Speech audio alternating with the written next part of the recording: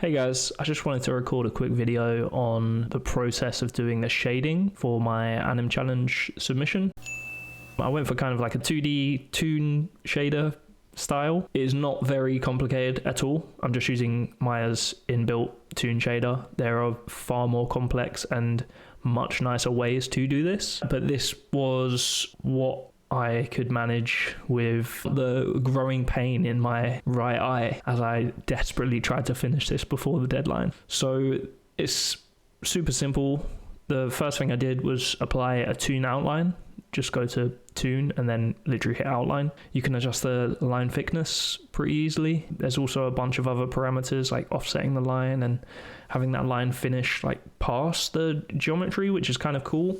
I didn't bother playing with that because time, and I just wanted to get it done as soon as possible. But I think I did do this on the previous AnimChallenge shot, which I did.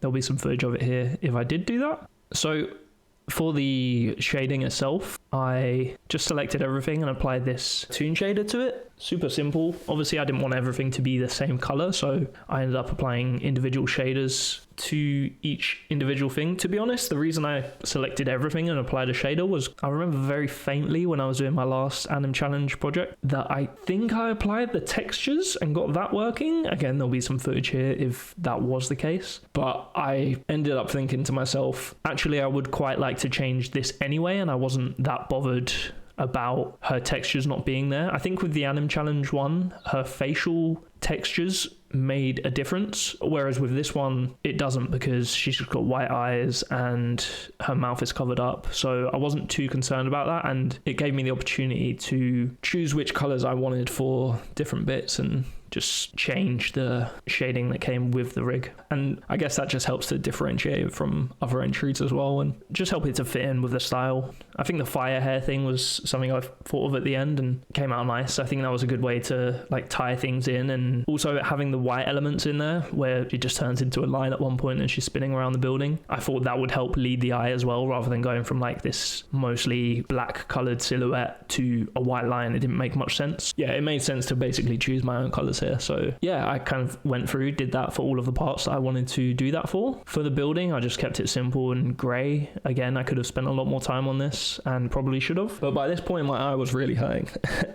I actually woke up the next day with my eye just completely sealed and had to like unseal it at like 4 a.m. But to be honest, that's completely my fault. You'll actually notice on the building, if you look closely, that there's I'm not sure what really happened there. And again, it just goes to show that I really didn't spend much time on this at all. By this point, I was very ready to submit and go to bed. At the end of the day, this was about the animation for me, and some shading glitch didn't concern me too much. Other things to note, I guess, were the background. I just applied a HDR that I found online to a sphere and it worked, and I wasn't about to mess with it any more than that. Again, a little bit more time and care would have definitely helped, but you know, I'm fine with that. Before, what I had was just like a checkerboard texture, but obviously the sky background that I found was a lot better.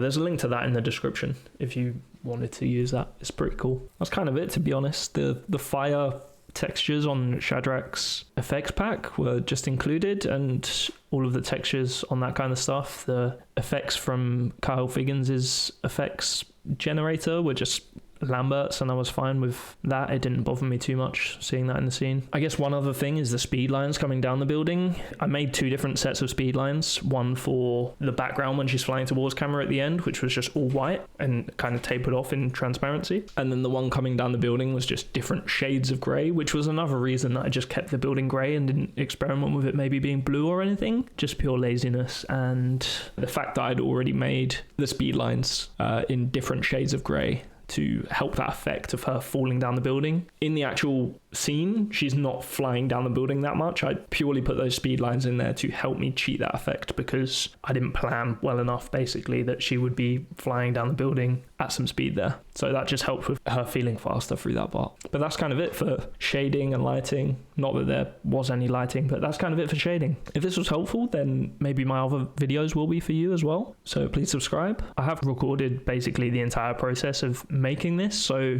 if people do want to see some tutorials on how I made this animation, then let me know, and if there's enough interest, then I'll edit together some stuff. But yeah, until the next time, thanks a lot for watching, and see you guys later.